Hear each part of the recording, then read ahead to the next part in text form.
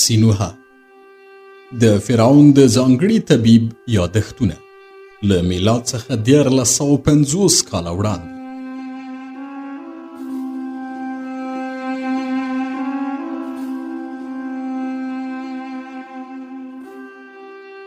اووه څپرکی سپېڅلی جنګ یا د مصر او هاتي ترمنځ جګړه.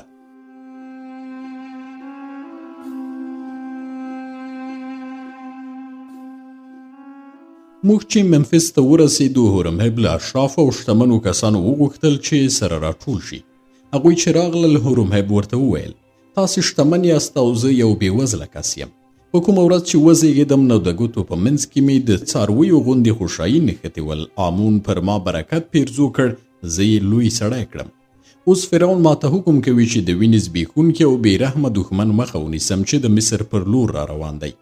زه دلته راغلم، په ډېرې خوشحالۍ سره مې واورېدل چې تاسې خپلو کروندګرو او مریانو ته ویلي چې جنګ پیل شوی او تاسې باید سرښندنه او سپما وکړئ. ښه مو کړي چې د خپلو مریانو او کروندګرو خواړه مو ورکم کړي او په دې ښار کې مو د خپلو محصولاتو بیه لوړه کړې ده. زه ستاسې له دغې سرښندنې راضي او خوشحاله یم. تاسې پوهیږئ چې جنګ یو لړ لګښتونه لري چې تر ټولو مهم پکې وسله او د عسکرو خواړه دي.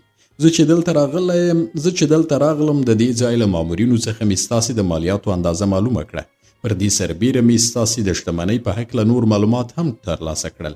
زه پوهیږم چې تاسې د دروغجن فرعون په وخت کې خپله یوه اندازه شتمني پټه کړې وه چې مالیه در باندې رانشي. اوس د ریښتوني فرعون وخت دی او هغه د آمون په نوم پاچاهي کوي. نو تاسې باید خپله شتمني پټه نه کړئ، بلکې په ډېر خوشحالۍ سره باید د مصر د دفاع لپاره خپله شتمني ورکړئ. له همدې امله باید تاسې ډېر ژر د خپلې شتمنۍ نیمه برخه ماته راکړئ. هر شی راکولی شئ، که هغه سره یا سپین وي، غنم، پسونه، غواګانې او یا هم د جنګي ګاډیو د تړلو لپاره آسونه.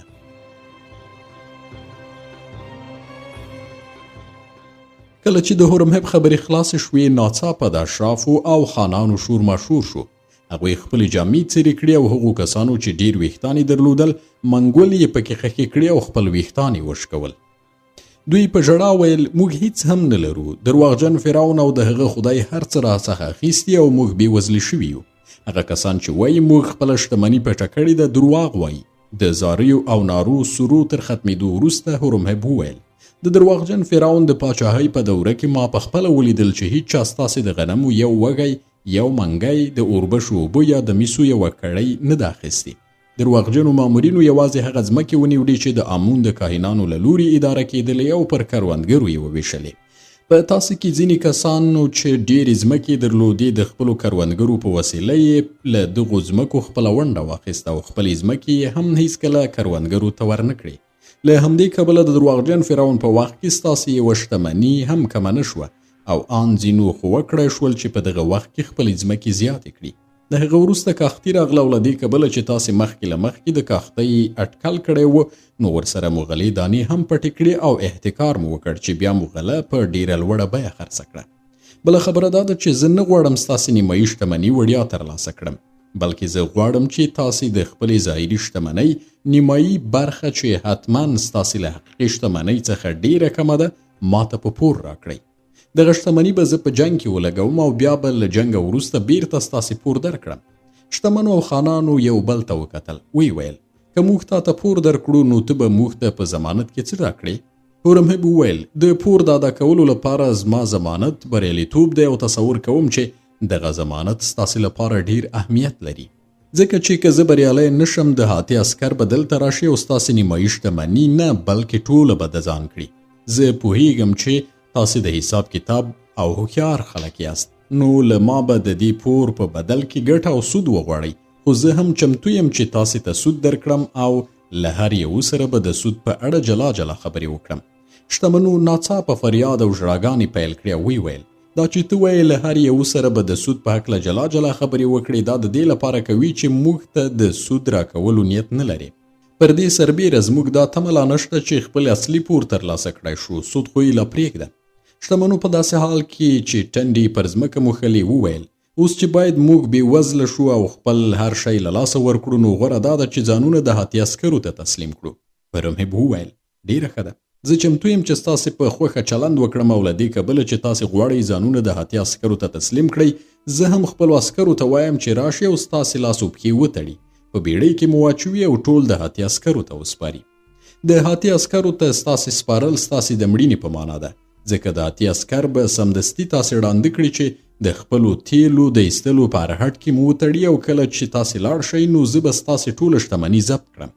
شتمنو چې دغه خبرې واورېدې زګیروي پیل کړل او ځانونه یې پر ځمکه وغورځول. چمتو شول چې یوه اندازه سره او سپین هورمهب ته ورکړي.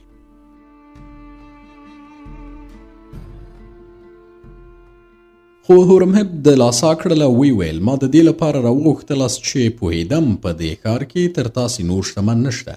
دغه راز زه خبر یم چې تاسې ډیر ځیرک کسان یاست، د خلکو په تاوان شتمن شوي یاست او په راتلونکي کې به نور هم شتمن شئ، ځکه چې د نړۍ خلک دوه ډوله دي. یوه ډله د عمر له پیله تر پایه بېوزله پاتې کیږي، دوی نشي کولی چې د نورو د تاوان له لارې او د هغوی د وینې په زبېښلو سره د بډایتوب لاره پیدا کړي. دویمه ډله هغه کسان دي چې د خلکو په تاوان او د هغوی د وینې د زبېښلو له لارې د بډایتوب لارې چارې زده کړي دي.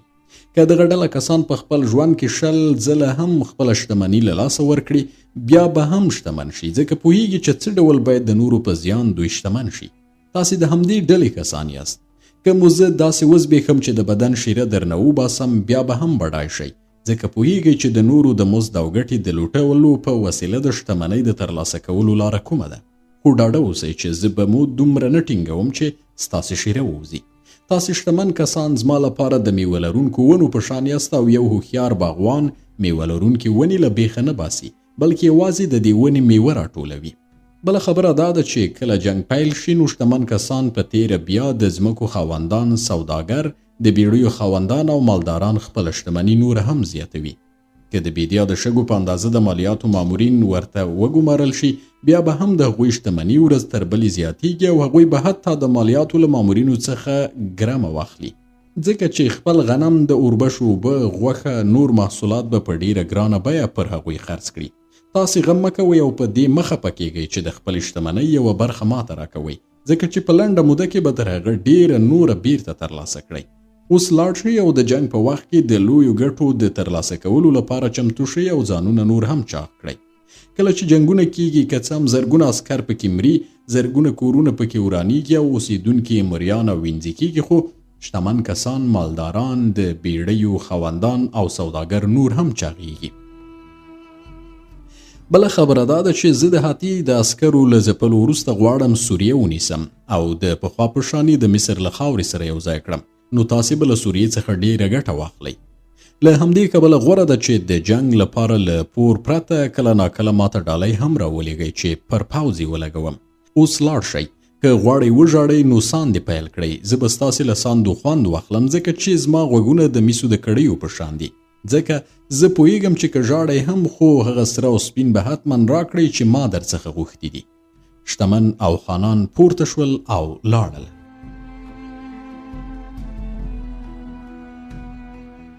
هورمهب ماته وویل سینوهه، ښایي تا نن فکر کړی وي چې د جنگ د لګښتونو د پوره کولو لپاره له شتمنو کسانو څخه د قلنګ اخیستل ظلم دی او غوره دا وه چې ما د جنگ لګښتونه له هغو مالیاتو څخه پوره کړي وای چې د مصر له ټول ملت مو اخیستي دي. که څوک بېوزلي دي او که شتمن باید مالیات ورکړي چې په دې ډول ټولې پرګنې د جنگ په لګښتونو کې برخه واخلي. زه پوهیږم چې د جنگ د لګښتونو د پوره کولو لپاره له ټولو پرګنو څخه د مالیاتو ترلاسه کول د دې لپاره چې پر ټولو پرګنو یو شان فشار راشي یو خیالي کار دی، ځکه کله چې په یو هیواد کې مالیات اخیستل کیږي که دغه مالیاتو اخیستل ډیر عادلانه هم وي بیا هم ډیر فشار پر بېوزلو راځي. لامل یې دا وي چې په دې وخت کې شتمن خانان او د کار خاوندان که د مالیاتو په نوم یوه میسي کړۍ ورکوي خو له بېوزلو څخه 10 کړۍ ترلاسه کوي. همغه ډول چې د مصر په هرمونو کې تر ټولو ډیر فشار پر هغو ډبرو راځي چې تر ټولو لاندې ایښودل شوي دي. په هره ټولنه کې د مالیاتو او بل هر ډول فشار د بېوزلو پر اوږو وي او د هغوی هډوکي ماتوي. زه د جنگ د لګښتونو لپاره له بېوزلو څخه مالیات نه اخلم، د دې لپاره چې ووایي هورمهب داسې سړی دی چې د جنگ لپاره یوازې له شتمنو څخه مالیات اخلي او له بېوزلو سره کار نه لري. سینوهه، له دې ټولو سره سره به بیا هم بېوزلې د دې او نورو جنګونو مالیات ورکوي، خو نن چې زه کوم کار کوم دا به ما ډیر مشهور کړي او په مصر کې به مې محبوبیت زیات کړي. د سرو سپینو د راغونډولو، د نویو عسکرو د ګمارلو او د غراز د نویو ګاډیو د جوړولو لپاره په منفس کې د هورمهب ایثارتیا تر هغه ډیر وخت واخیست چې ما یې اټکل کاوه. په منفس کې زموږ د پاتې کېدو په موده کې د هاتي عسکرو د نیل سیند په دلتا کې کروندې او کلي ورانول او خپل آسونه به یې په هغو کروندو کې څرول چې لا پاخه شوي نه وه. هغه تښتېدلي کسان چې له دلتا سیمې څخه منفس ته راتلل د هاتي د عسکرو د بېرحمۍ په هکله یې لړزوونکې کیسې کولې. هورمهب پر هغو کیسو ډېر خوشحاله و چې تښتېدلو کسانو به خلکو ته کولې. دی پوهېده چې دغه کیسې د دې سبب کیږي چې خلک د هاتي له سپاهیانو ډېر وډار شي او د مصر له عسکرو سره مرستې ته چمتو شي. هغه به ویل سینوهه ته به حیران شي چې زه ولې دلته ایثار شوم، ولې نه ځم او د هاتي د عسکرو مخه نه نیسم. خو زه له کافي عسکرو او جنګي ګاډیو پرته د هاتي جنګ ته تللی نشم. بله خبره دا ده چې غزه زموږ په ولکه کې ده او زموږ ځواکونه هلته مقاومت کوي.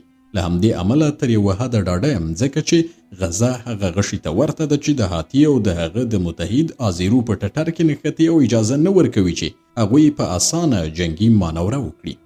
هغه ورځ دې یادیږي چې ته له آزیرو سره د سولې لپاره سوریې ته تللی وې او ما تا ته سپارښتنه وکړه چې په هره بیه وي غزه له لاسه ورنه کړې. په هغه وخت کې ما د نن ورځې اټکل کاوه. د دې لپاره چې پوهیږي موږ سمندري ځواک لرو، د سمندر له لارې به مهم ځواک په غزه بندر کې پلی کړو او د هاتي د نظام تر شا به ځان څرګند کړو تر هغې ورځې چې د هاتي عسکر د سینا دښتې او د سوریې له غرونو نوي راتېر شوي مصر ګواښلی نه شي. نن سبا د هاتي سپاهیان یوازې په خپلو جنګي ګاډیو اتکا کوي او د هاتي د عسکرو قمندان فکر کوي چې په جنګي ګاډیو سره ډیر ژر مصر نیولی شي. دوی نه پوهیږي چې مصر د سوریې په شان له یوه هیواد سره توپیر لري، ځکه چې سوریه د اوبه خور او اوبه لګولو کانالونه او ویالې نه لري، مګر د مصر په هر ځای کې د نیل سیند له سرچینې رانیولې تر لومړني ابشار یا ځړوبي پورې د اوبو لګولو ویالې شته او دغه کانالونه د هاتي د جنګي ګاډیو د تېرېدا مخه نیسي. خو زه یوازې د اوبو لګولو پر سیستم تکیه نه کوم. پوهیږم کله چې د یوه تېرې کوونکي پوځ مخه ونه نیول شي، که یې په مځکه د اور سیند هم وي هغه پوځ به ترې راواوړي. خو زه غواړم په پوره ځواک سره د هاتي جنګ ته لاړ شم. اوس هم لاس تر زنې ناست نه یم او زما پارتیزانان او چریکي ډلې په سینا صحرا کې تل د هاتي عسکرو ته ستونزې پیدا کوي. داسې ورځ به نه وي چې د هاتي څو تنه عسکر یې نه وي وژلي. په کوز مصر کې چې د هاتي عسکر هر څومره وراني وکړي، کروندې ورانې کړي او خلک وویروي، نو د هغو کسانو شمیره به ډیره زیاته شي چې زما له سپاهیانو سره یو ځای کیږي.